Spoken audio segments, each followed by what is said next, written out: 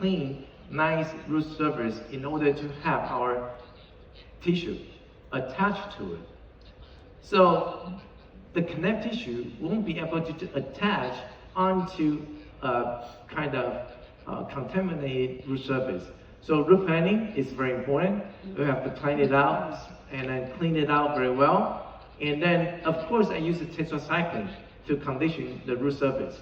And you can appreciate that the technique I use, this is more like tunneling technique.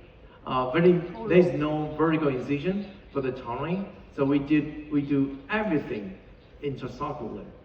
All right, so it's intracellular incision and make a tunnel with different instruments, and basically we just tuck the soft tissue in, slice it in, and then suture everything back, and then not only back, we only advance it. So to cover what we want to cover is very important. So this is more like pre-prosthetic. It's nothing new from this technique, but it's something that you can imagine how to solve patients' aesthetic problem, because it's an extrusion and it's a traumatized zone. But then not only we can just make it cramp, but then we can make it better by getting some more soft tissue for her. All right. Then what I use this blade is a more like micro blade. Micro blade is very helpful for creating a tunnel.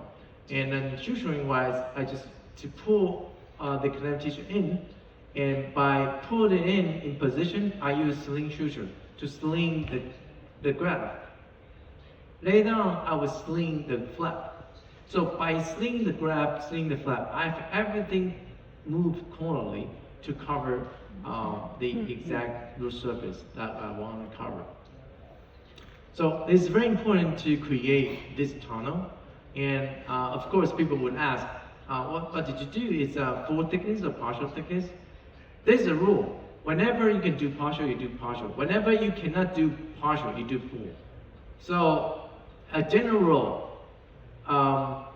corner to the mucociliary junction, it's better to do a full thickness because it's very difficult to do partial thickness. After when we pass mucociliary junction, we do partial thickness to have better blood supply. So that's the key for doing this technique. Okay.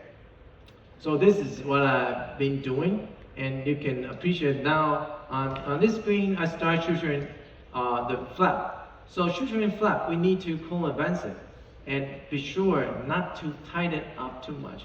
We just release enough, remove the tissue up, and not to damage the flap. That's very important. All right. So this 16 days post-op,